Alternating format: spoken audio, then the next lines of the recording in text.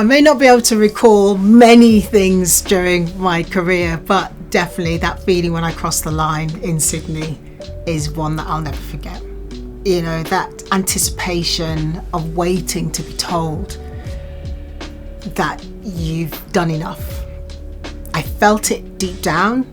My gut instinct said that I did, but I didn't want to sort of preempt, destiny. I just wanted it to be confirmed. I wanted to see my name in lights.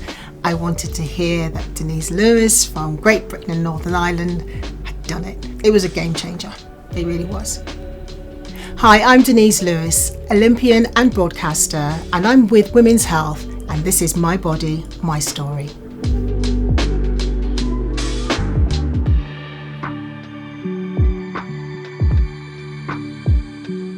For a woman of 50 plus years, I'm actually in really good shape. And I think that's testament to the way I have managed myself over the years, putting the sort of athletic body to one side temporarily, but just finding new ways of working out that suit my daily life, that suits the juggle that I have with my family.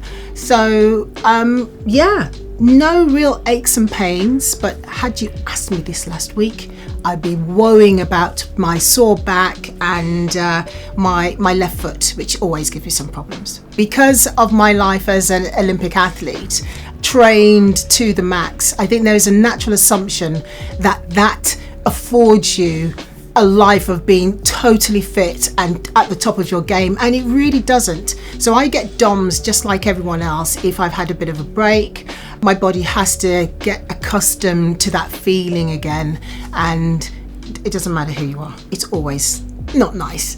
But if I think back to my childhood and the conversations that we had about body image, I guess there wasn't really any. I was fortunate that my mom was a very petite lady. She's always sort of looked well, even though I'm not sure she's done a day of exercise in her life. So good genetics, I guess, started me off in a good place. But in terms of a positive attitude to the body, I would say that we were naturally quite an energized family. I've always been someone who loved running around. I enjoyed playing at the school with my friends, and the other sort of influences in and around my life. I've got this one aunt who we call her the crazy aunt. I think everyone has one of those. She has always been sort of high octane, high energy, lots of movement, whether it's going to the shops, she wants to shop all day. But in terms of exercise, I think I was really a trailblazer, because I really came alive when I was just performing and watching my body move. My journey to being, I guess, someone who embraces physical activity, sport, has really been my own drive, and the inspiration for me came through visuals. It was watching television in that very basic platform back in those days, just watching TV. I loved watching World of Sport on one of the main broadcasters, and I just loved seeing people excelling. It's not a shameful word that someone being elite and at the top of their game. I just loved that. I think if my mum was here, she'd say that she didn't have the opportunities that possibly were afforded to me in my early years, and by that, having that parental support or being encouraged to be physically active. I think coming from the Caribbean, I think there's an assumption that you are just, you're in the sunshine. Most people are walking to and from school for a good couple of miles sometimes, and so that was your life training. But fast forward life in the UK at that time, it was very much you're working, and it was working to feed the family. So my mum was very keen on me having an interest and something outside of my everyday. So she took me to dancing, introduced me to that, and I loved it. So tap, modern and ballet was my starting point. And right up to the age of 12, I danced pretty much like twice or 3 times a week. But as soon as I found athletics, that started to slide, because I watched the Olympics and that was my light bulb moment. And as they say, the rest is history. As I started to train and, past 15, you're starting to be introduced to early weights or body weights, and my legs and my thighs were getting bigger. My legendary 6 to 8 pack was starting to be forged at that time as well. I wish I'd appreciated it more, I have to say, now that it's way gone. But I think it was just a difficult time, that period, and we forget how unforgiving it can be, being a young girl at that time, and just trying to fit in when your body's changing. You just want to be the same, but I think when you're in sport, you realise that your body does not look like everyone else's. And for me, it's a time that you should celebrate it, but I realise the mental impacts are very different for a lot of people. And when I think back to my sort of teens and early 20s, there's just so much going on for you. And, my body was changing, and I sort of accepted that. But at the same time, it's not what you see out in the public domain. It's definitely not an image that was celebrated, let's say, in the mainstream or in magazines, newspapers. That athletic body, it just wasn't as glamorized. And so, in contrast, men, starting to look very muscular is something to be celebrated, because through the 80s we had the Arnies and we had the Sly Stallones, and so that action hero, even Wonder Woman wasn't that muscular, was she? Beautiful, but not muscular. So I guess it took me a little while to accept the body, my body, and realise that actually it's fit for purpose. It's fit for what I have chosen to do. After sort of reconciling with myself and actually accepting my body, I was happy to then say, okay, this is the athletic frame that is going to deliver performances that it went on to do. And so I loved my body. I loved my 6-pack. I loved that feeling of having toned arms, and I can't begin to put into words just that feeling when you can just access your power. It's the most amazing feeling. I know it was one of the things that was talked about largely when I was competing, about my 6-pack.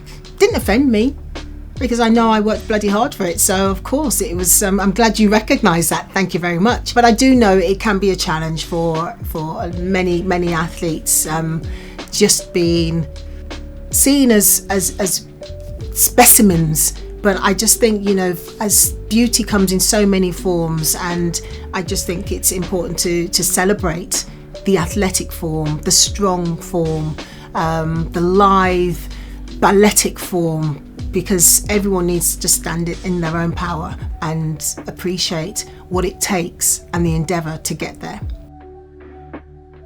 It's always hard to go back into a chapter in your life where it's so many years previous, but I won't forget that time before Sydney and how stressful it really was. And I think the fact that I had experienced injuries quite often in the lead up to those games, I think it really held me in good stead, that I was able to sort of compartmentalize how we were going to unpick, getting to the start line in Sydney. And I just think if I hadn't had the injuries and sort of surgeries at really inconvenient times in my season, where I've had to sort of demonstrate the ability to sort of bounce back and really zone in on rehab and physiotherapy and get back in time, because in that phase, although I missed very key competitions, I was always ready and showed up for the big events. And so that gave me a little bit of confidence, but it was still a very stressful time because I felt it was my time. And, had I not competed in those championships and not come away with a medal, even the gold medal, I don't know where I'd be. I think that would have had a big psychological impact on me. You know, those times you rely on the team, and my team was just fantastic, and they got me there. But I can't impart how much sort of your mindset plays at a time of great stress, and I think that was something that I trained also alongside my physicality, the mental endurance, strength that you have to have, the positive self-talk that you have to sort of keep going during that time was critical. I may not be able to recall many things during my career, but definitely that feeling when I crossed the line in Sydney is one that I'll never forget. You know, that anticipation of waiting to be told that you've done enough. I felt it deep down. My gut instinct said that I did, but I didn't want to sort of preempt, you know, destiny. I just wanted it to be confirmed. I wanted to see my name in lights. I wanted to hear that Denise Lewis from Great Britain and Northern Ireland had done it. And so you can imagine just the emotions at that time were, I was shaking like a leaf. I was shaking all over. I didn't want to, although I knew it to be correct, I didn't want to sort of take it in too early. It was almost like time stood still and everything was happening in slow motion. I thought I was going to just combust. You know, I wanted to cry, but no tears came. I couldn't stop smiling, and I just so aware of my emotions at that time. It was a game changer. It really was. Well, there's one thing, there's the anticipation and the nervousness about selection, whether you've done enough, you've impressed enough, especially for those that are in team sports, whether you actually gain your place. But it's still nonetheless the most exciting time of your life, because for a lot of people it's the time that you've been dreaming about, you know, wearing that badge, you know, wearing the kit, showing your colours. I just think sometimes you've got to scale back the enormity of the situation and what will be, and try to live in the moment. It's very hard, it's not easy, but you know, just remember that you're in this very unique position for a reason, because you have the ability. And so it's just to try and stay present in the now, I would say, is the most important thing at this time. Trying to do too much doesn't work. As I say, it's about crossing the T's and dotting the I's, just knowing how many sessions you've got left, the key competitions, making sure that your nutrition is down pat. You know, as we fast forward, and it will come round at the rate of knots to Paris 2024, understanding that, you know, the last few championships that I've been present at, you know, the temperatures are getting hotter and hotter, and so you don't want to be caught out. And Paris can be very warm at certain times of the year, particularly in the summer months. And so making sure that you're best prepared for that. And if it's your first Olympics, it can be very overwhelming. But, you know, just try not to get carried away, keeping your expectations in check, understanding what you're about. Some people will have only had Tokyo as a reference point, where there were no crowds and it felt very sparse, you know, but Paris will not be like that. So be prepared. And so as I moved towards Beijing, knowing that I was not going to be a competing athlete, I was not prepared for the emotions and the bitterness. I think it's fair to say the bitterness I felt at the time, but I knew I had to do some work on that. And I think I was very lucky to have been very much part of the preparations for London 2012, which happened in 2005. I was part of the presentation team that went to Singapore, and I was there at the announcement. And so for a period of time where I thought I was in mourning and losing something, on the flip side of that, I was gaining a new sort of perspective of what it means to be sort of on the outside, but embracing that position. And by the time Beijing had come around, I remember I watched the first couple of days at home before flying out as sort of a mentor to a couple of the Team GB sort of prospects for the future. And I was really nervous watching the TV. I had all that anticipation as you get as you're an Olympian, because you're always an Olympian. And that feeling for me was, I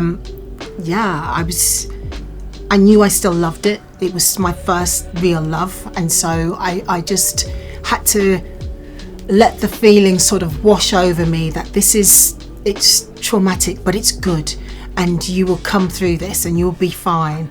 So by the time I actually got out to Beijing, and I was probably 7 months pregnant, 6 or 7 months pregnant, when I travelled out there, and I was mentoring and realising just how much the rawness and that newness for others was so important. And, being able to identify that and use my wisdom to help them was it was giving me something also.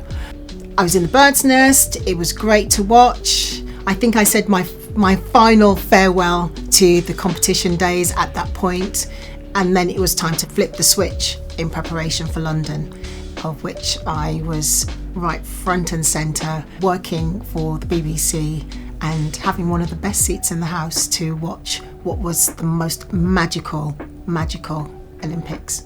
Motherhood is it's been an interesting one, because as a mother of 4 children, there is no rule book, and all my experiences have been a little bit different. I think your experiences throughout pregnancy is really dependent on how good you feel or how unwell you feel. And I think I was very lucky to feel really well. Baby number 1, my daughter, it was sort of when I was still competing, and having that baby break was it was quite interesting, waiting to see how much my body would change during that period. But she grew slowly, and I was ready for the baby pouch. Bit painful at times when my abdominal wall sort of split to allow the baby to grow, but I think essentially I was still training very lightly, but very still active, still able to run a little bit. So for me it was almost a seamless transition. I think the only thing I had to contend with was I guess the negative response from my coach at that time, because that was really hard, not realizing how much being a female athlete at that time, where becoming a mother was so, it was just unspoken. Not feeling that I was getting the support at that time was hard when I think back. I think because of my personality, you just kind of march on and you soldier through, but it was quite a lonely time.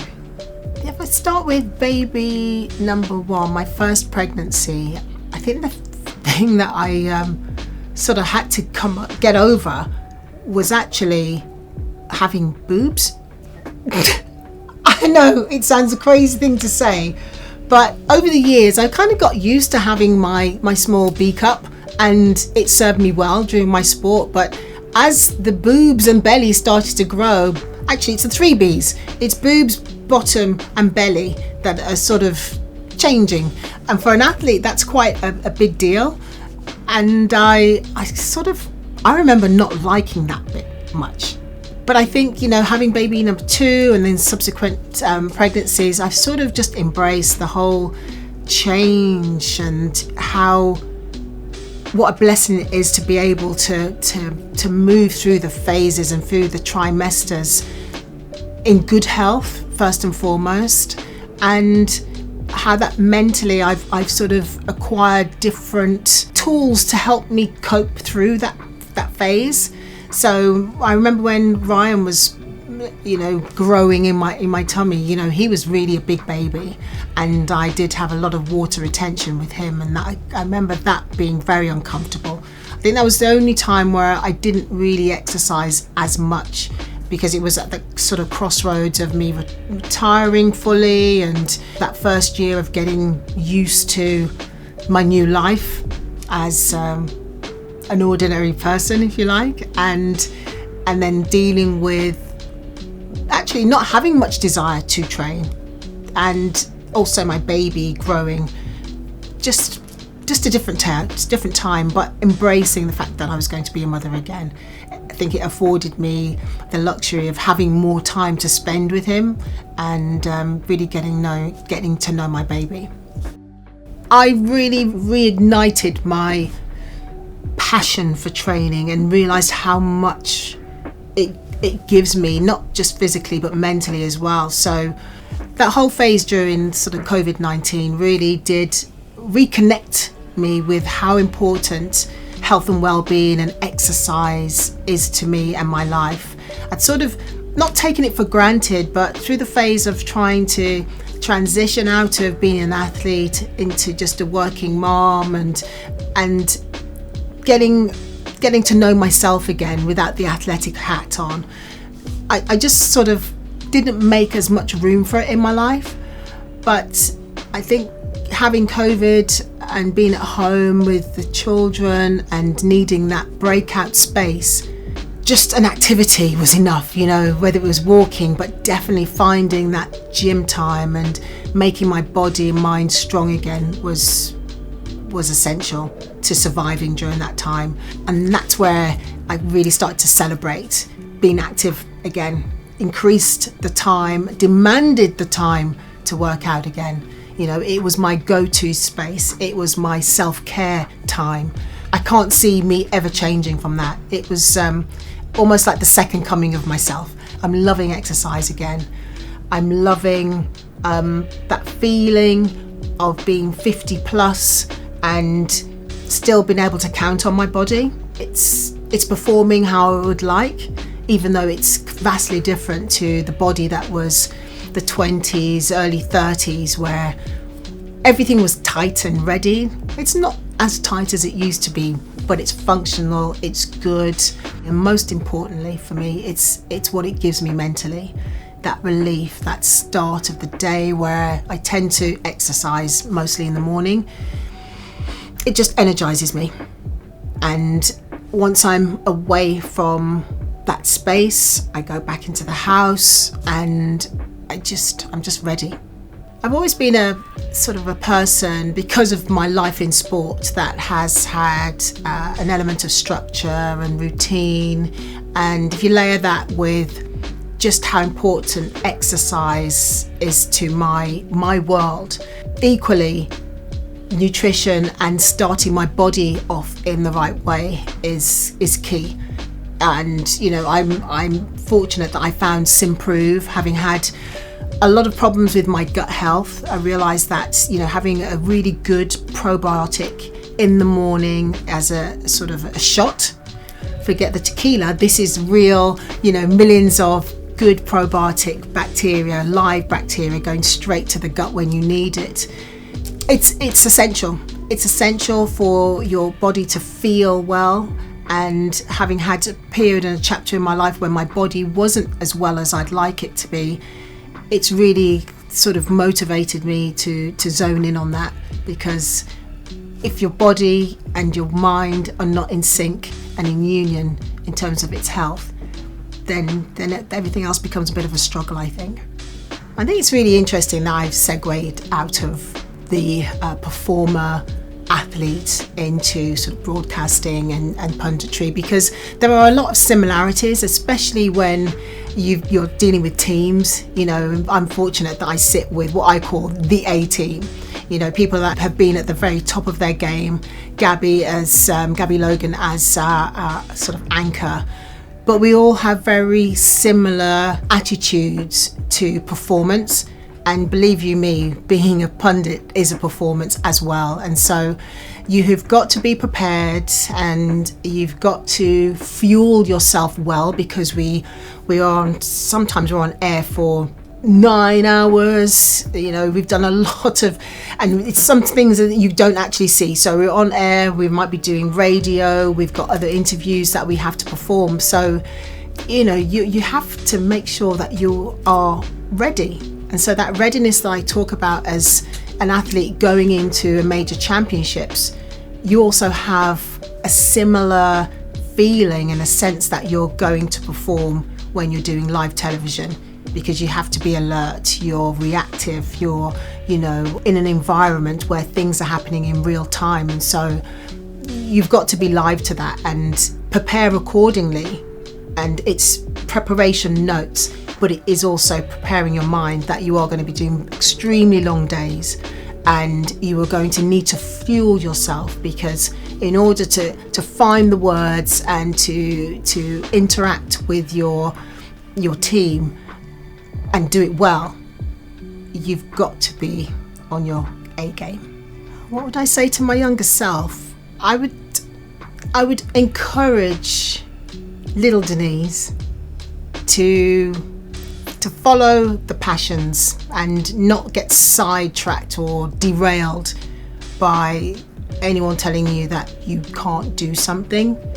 That ability to stick at something, we talk about the resilience piece in everything we're doing, is key to success. Now, that you define success for yourself and what that looks like, but the resilience to keep going, to deal with the setbacks, you have to learn to dust yourself off, get back on that horse and keep going, because the results are there if you're ready. I'm Denise Lewis. I hope you enjoyed it, and thank you for watching.